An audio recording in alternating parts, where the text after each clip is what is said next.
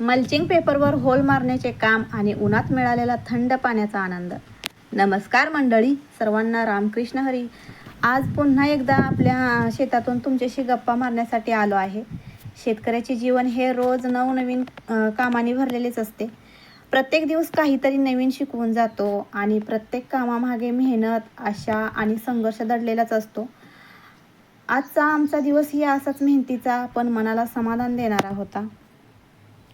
सध्या आम्ही शेतामध्ये लागवडीची तयारी करत आहोत. काही दिवसापूर्वी आम्ही शेतात मल्चिंग पेपर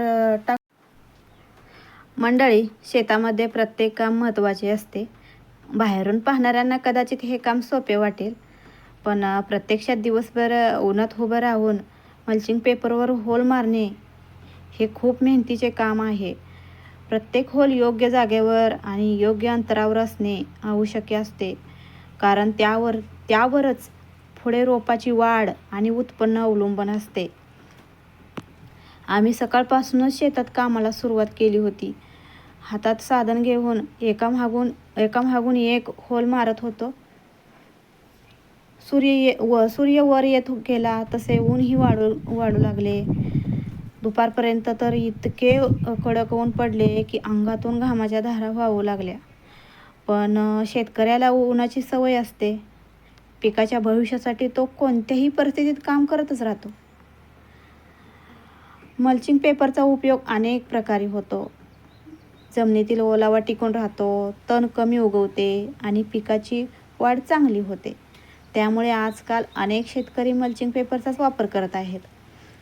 मग काय, आम्हीही आमच्या शेतात हे तंत्रज्ञान वापरत आहोत, जेणेकरून पिकाला चांगला फायदा मिळावा. काम करत असताना वेळ कसा गेला ते कळलेच नाही. उन्हामुळे घसा कोरडा पडू लागला होता, शरीर थकायला लागले होते. तेवढ्यात आमची गौरी पाण्याची कळशी घेऊन आली.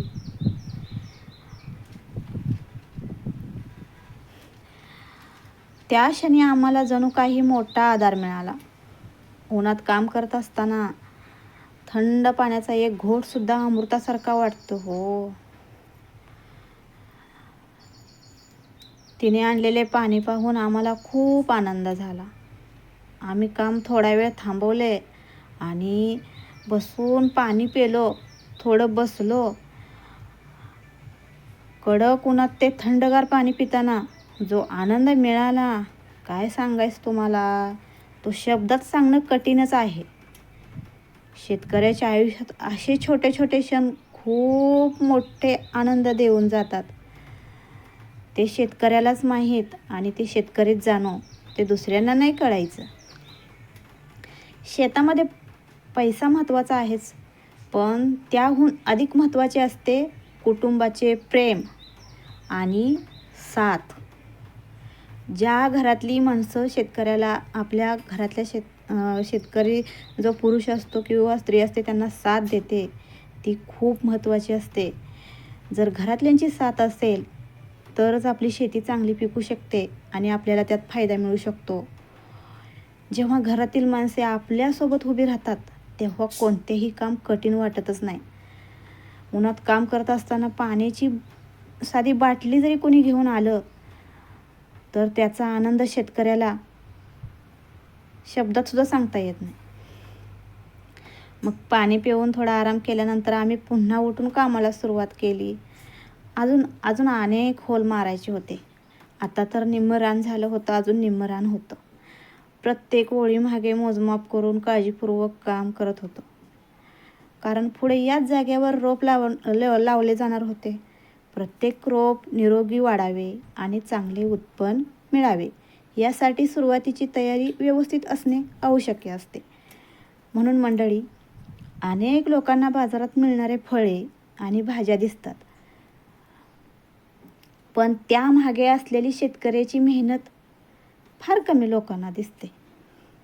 त्यांना काय वाटतं, असंच येतं की काय, मग त्यांनी जो दर देईल तो आपण घ्यायचा असतो. कारण त्यांना माहीतच नसतं त्या प्रत्येक भाजीच्या पेंडीमागे किंवा काही फळे असतील किंवा भाज्या असतील, त्याच्यामागे किती कष्ट आहे हे त्यांना माहीत नसतं. म्हणून ते त्यांच्या तोंडाने दर लावतात. आपल्याला पण विलाज नसतो, आपण पण देऊन टाकतो. कारण ती शेतकऱ्याची किंमत कोणाला कळतच नाही हो.